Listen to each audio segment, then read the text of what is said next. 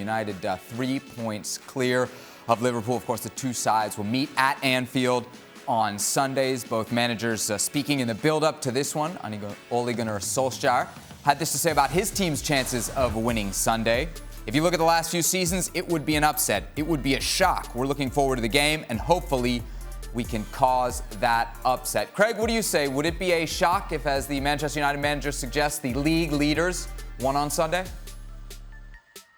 Not really, no. And once again, he's talking nonsense. If you look at the last 2 or 3 seasons, then yeah, he's correct, because they left United, both City and Liverpool left United and the rest, and there's the tailwind behind them. So, but we're not talking about the last 3 years. We're talking about this season, where the only reason that Man United and anybody else is in with a shout at winning this league is because so far Liverpool and City have fallen below the standards that they've set. And so for that reason, it would not be an upset, particularly when you look at the way Liverpool have been playing. Yeah, I mean, the home form's been good. Undefeated at home, I think 1 draw. Away form's been shoddy. So it wouldn't be a surprise, and he knows that, and that's just rhetoric from him. From the Liverpool perspective, Stevie, what scares you about Manchester United? Well, clearly going forward, Rashford and Fernandes, because it seems a little harsh, but without those two, this is a completely different Manchester United. And so, quite honestly, Liverpool's thoughts will be more on what they can do to get better, i.e. scoring goals and making chances and getting the front three back to where they should be. And of course, the obvious problem of what happens defensively. Who are the centre-backs? So I think Liverpool's thoughts are going to be more about how do they cover up the deficiencies and how do they get better going forward, as opposed to Manchester United, because it's pretty clear this game's going to be played. Liverpool going forward and United using their pace against 2 midfielders, which I think will be playing centre-back for Liverpool. Interesting as we look at the recent results for these two teams in the Premier League. Liverpool struggling, Manchester United rolling, 11 unbeaten for United. Robbo, they say in big matches you can throw form out the window, but if we were picking a favourite based on form, it'd be United, wouldn't it? It would, and I'll go with Stevie's point about the centre-halves for Liverpool. That's a big worry for me, from Liverpool's point of view. If Rashford makes runs behind, and that's the key to it, Rashford making runs behind, whoever's playing up front with him making runs behind, Bruno Fernandes getting on the ball and playing them in behind, because whenever I've seen Liverpool this season, they're trying to hold this high line, and if you're not playing with the same centre-halves week in, week out, they don't have an understanding. I saw that when a young kid ran past him in the Aston Villa Cup game last week, when Fabinho wasn't round on the cover and the young centre-half didn't deal with it properly. And the right-back's a problem. He's great going forward, but he can't defend at the moment. Whoever's playing at right back can't defend. So they're the areas that Manchester United can break Liverpool down. But of course, Liverpool have got those attacking three. If they play at their very best, you can see them causing Manchester United problems. Frank, how big are the concerns at the back for Liverpool? They're huge. I mean, the loss of Van Dijk, of course. We don't know if Matip will be back. We know that on the right side, they don't really know how to defend. So there is options for Manchester United, who, as Stevie and Robson just said, they're going to play in counter-attack. So they're going to find open spaces. And if on the right side, they don't defend properly, if they're not secure as centre-halves, it's going to be a problem for Liverpool. But Liverpool will have to get the ball because they are the best when they have the ball. But it will be very interesting because tactically we all know that Manchester United is looking forward to seeing Liverpool getting the ball and counter-attack them. So, I don't know who's going to be the winner. It's going to be an interesting game. Hopefully a good game to watch. There's one huge thing in Manchester United's favour. There's no crowd.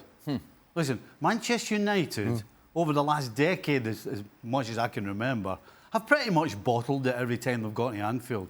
The atmosphere at Anfield is completely different to anything else that a Manchester United player faces anywhere in the world. I mean, the vitriol is just incredible. And Craig will know all about that with Celtic and Rangers. That is not going to be there. That's not going to be something that Manchester United are going to have to beat. And so, if ever they're going to win a game at Anfield, it's going to be on Sunday, and a lot of it will have to do because there's no crowd there. Craig, you've been adamant that for you, City and Liverpool are the favourites to win the Premier League in the end. Would a United victory on Sunday change that for you? Oh my God, we love short-termism in this programme, don't we? They'd be 6 points clear of Liverpool halfway through the season. That's not nothing. Well, you're discounting Manchester City. You may have seen them recently. They've been pretty good with a deleted squad and no striker. We got to put this day-to-day, 24-hour, analysis behind us, because I'm not going to come on this programme every week and have a discussion about, are you, day-to-day, was you wrong about Ole? Are Man United favourites to win the league? No, they are not. Now, they may win this game, but they're not, in my opinion. They might be in other people's opinion, but I've continually stressed the two best teams in the league are Manchester City and Liverpool. Now, you may have seen City take apart Chelsea and United recently. Now, the other side of the coin with Liverpool is, I think Klopp's going to put a marker down with this moaning and groaning. He's moaned about the penalties. He's moaned about this, that and the next thing. I know they've got injuries, and it's not just Fabinho going back into the centre-half position that's a problem. It's a problem taking him out of the middle of the park. Do they bring Thiago back in? The other side of the coin is, and Stevie talked about it over the last week or two, is the blunt attack. Now, Firmino's got 3 goals in the Premier League, I think, or 5 goals, whatever it is. It's not good enough.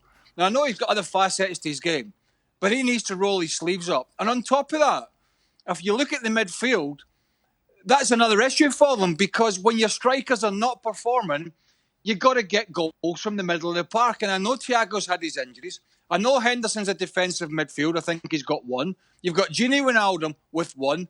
And young Curtis Jones, who's been excellent and has had rave reviews, hasn't been on the score sheet yet. And so you need to get, when your front line are not operating as they were, you need to get a support network from the middle of the park. And that's one of the reasons that Liverpool have been flagging at times, is they've looked too hard to Salah, Sadio Mane and Roberto Firmino. They're going to have to get goals from the middle of the park. Gini Wijnaldum, we know, can be a threat, but it's been very sporadic for him this year. But, this game could go anyway, Seb, but I'm not, we got to quit this nonsense about every time I come on this programme are Man United favourites to win the league. Because my answer's going to be the same up until almost the end of the season if they're sitting at the top of the league, and then I might change my mind. Stevie? I think the answer to, Manchester United winning the Premier League and asking people about that now, if you want to look, Craig's talking about looking short term. Let's look at the long term. Mm-hmm. The long term is there's half a season to go, and I don't think, and I know a lot of people don't think, Manchester United can get any better than they are now. But I'll tell you what, there are 2 teams who 100%... Why is that? Just down to the players? Who 100% can get better as a team, and that is City and Liverpool. Well, Craig's we're talking about Liverpool not having the centre-backs. We're talking about the struggling to score goals. By the way, they're only 3 points behind, right? They're sitting second, and they've got another gear to go, as have Manchester City. So to say that United are favourites to win the league isn't true, because there's 2 other sides who we know will get better, and we know they can get better, whereas United, I think what we're seeing from United is what they are. They ain't getting any better. Craig mentioned the constant discussion around penalties recently, starting with Jurgen Klopp, of course, talking about the amount of penalties Manchester United has gotten compared to Liverpool. Here you see the statistics. As far as an explanation, we may have gotten one from Marcus Rashford, who said here, I remember when Jose was manager, there were 5 or 6 times where I should have had a penalty, and Jose ended up saying to me, if you are not savvy about the way you do it, then they are not going to give it. After that, we started to get a few penalties. Frank, no surprise, it was Jose Mourinho who showed United how to get all the pens, huh? Of course, but he's clever. I mean, I wouldn't say savvy, I would say smarter, in a way that honesty doesn't pay in a football world. You know that if you stay up, the referee will think that, in fact, it wasn't really a foul on you. But if you exaggerate, the referee might see, but will think as well that it was maybe a real foul. So he will consider the foul and the dive and maybe give you a penalty. That's sad in a way, but it's what it is. And the reality of that world, And it's why we see lots of forward players diving. It's always been like that. I played with Casiraghi, but I played against Casiraghi when he was playing for Italy. And I saw him diving without even touching him. And I clapped him and I said, well done, nice dive, you know. I didn't even. But the referee gave him a free kick. And he was 1 yard away from me. He always existed. We always existed, that kind of behavior. And it pays off because referee don't want to see a foul if the players make the effort to stay up. Robbo, Klopp's clearly not talking about the penalties and counting them on his fingers for no reason. Do you have any problem with him trying to influence the officials perhaps before a big match? I've got no problem in trying to influence the referee. I've got a problem with him whinging and moaning all the time about all the things that are going on. He's got to concentrate on his team. And he reminds me very much at the moment of a former Arsenal manager that when things were, when he was under a little bit of pressure, started moaning about this, that and the other and put more pressure on the players to a certain degree. At the moment, I don't think he's coping very well with the pressure. And that then rubs off onto the players. And that's why I don't think they're performing very well at the moment in the front areas. I think he's got to sort himself out and become the manager and the coach that he's been for the last 2.5 years, which is brilliant. Now he's just, I think he's going off the boil slightly. But Craig, he says he's not Sir Alex Ferguson. He can't play mind games. What do we make of it? I don't know really. I don't really care, to be honest. I'm only interested in what happens on the field. And you know, we have VAR. If players are going to ground a little bit easier on both sides, the difficulty is with the penalty thing.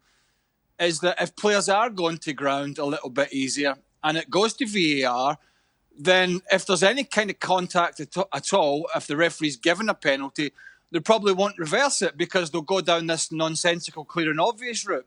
And then it's just a debate for another, 7 days or 14 days. So, you can be quite clever about it. Look, Jurgen, as Robbo said, Jurgen Klopp has more than proved himself as a manager. This is a really tricky season for Liverpool as champions for the first time in years.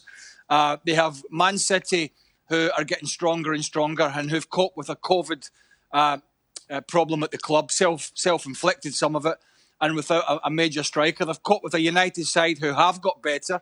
There's no doubt about that. And are a threat, as Stevie said, particularly with Rashford and Fernandes. And he's got to cope without his best player, who's been out injured since almost the start of the season. And so he's got to have to find a way. And that's what really good coaches do. And look, there'll be incidents between now and end of the season where we'll debate if it was a free kick or a penalty or who got what. But ultimately, the league title will come down to who's been the most consistent team. And if that's United, then fine. But I think at the moment, Liverpool, as Stevie said, can improve and need to improve.